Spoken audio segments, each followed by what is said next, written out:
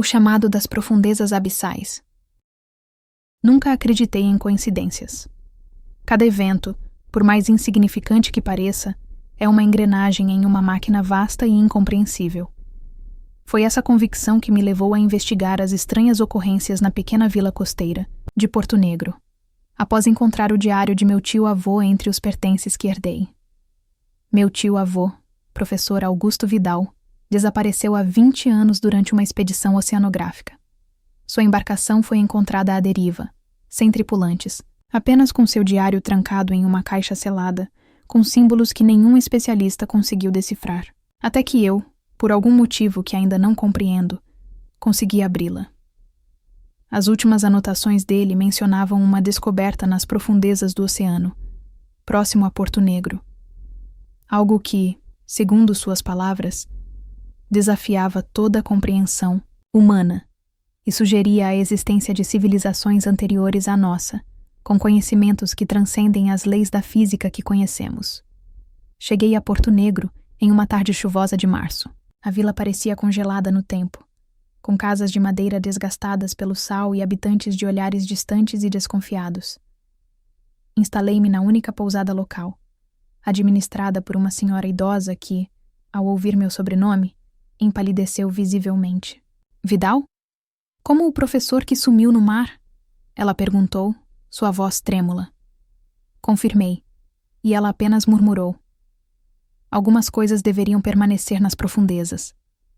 Nos dias seguintes, tentei obter informações sobre a expedição de meu tio-avô, mas os moradores se fechavam ao menor sinal de curiosidade.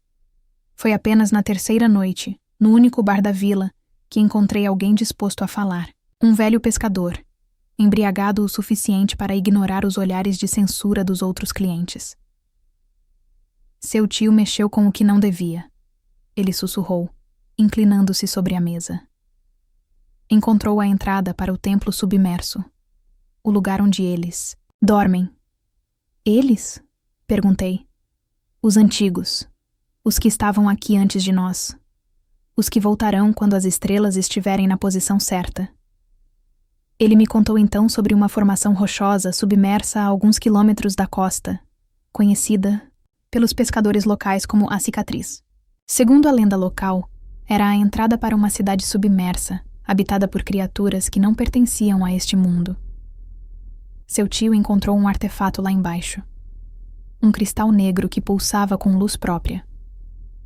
Depois disso, começou a ter sonhos. Sonhos com a cidade submersa, com os antigos.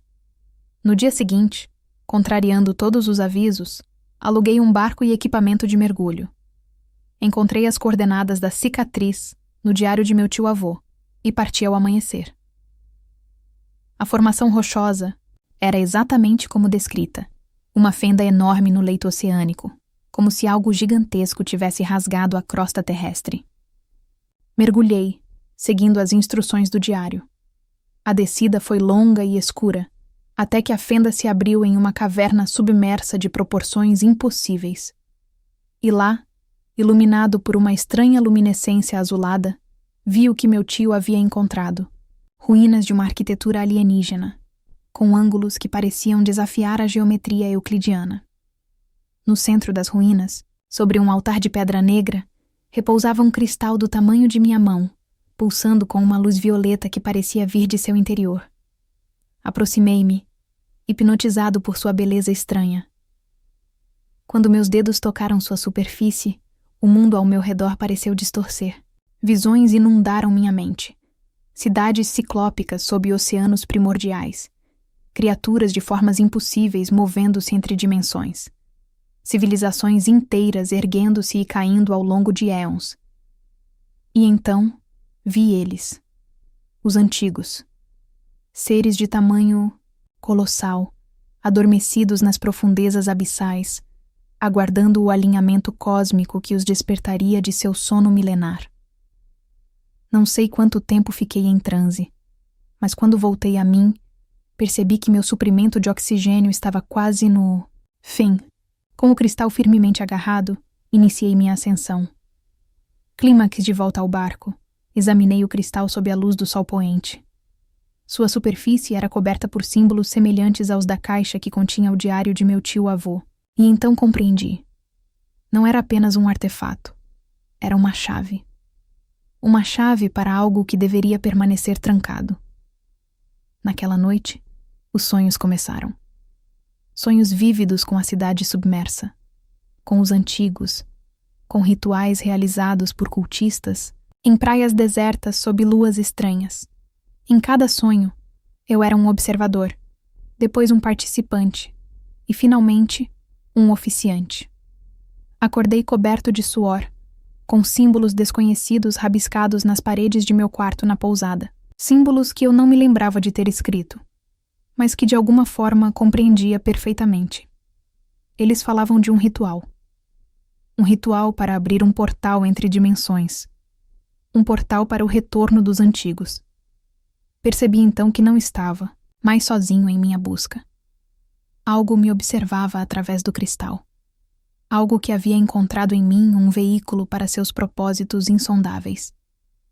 Tentei me livrar do cristal, jogando-o de volta ao mar.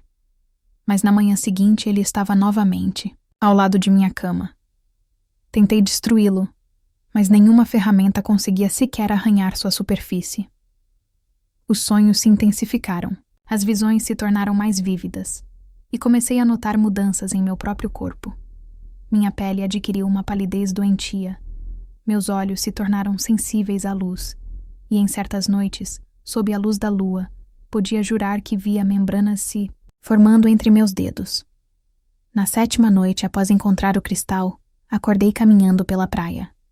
À minha frente, o mar se abria em um redemoinho gigantesco, e do centro desse vórtice emergia algo de proporções colossais, com tentáculos que se estendiam por quilômetros, e uma cabeça que parecia uma amálgama grotesca de cefalópode e dragão. Caí de joelhos na areia, o cristal pulsando em minha mão, enquanto a criatura se erguia cada vez mais das profundezas. E então percebi. Eu não havia apenas encontrado o artefato.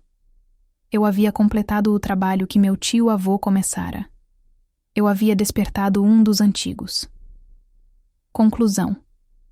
Escrevo este relato em meus momentos de lucidez, que se tornam cada vez mais raros. O cristal nunca me deixa, e os sonhos agora dominam a maior parte de minha consciência. Sei que em breve não serei mais humano. A transformação avança a cada dia. Minha pele desenvolve escamas em certas áreas, e posso respirar debaixo d'água, por períodos cada vez mais longos. Os habitantes de Porto Negro desapareceram. A vila está deserta, exceto por criaturas que se arrastam das ondas durante a noite, criaturas que um dia foram humanas, mas que agora servem aos antigos. Se você encontrar este relato, saiba que já é tarde demais. O portal foi aberto. Os antigos estão despertando, e eles têm fome após seu longo sono.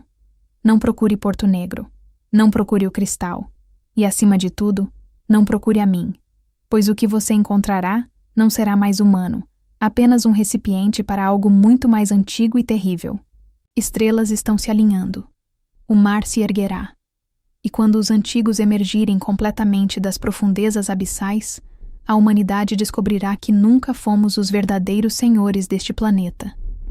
Apenas inquilinos temporários, aguardando o retorno dos proprietários originais.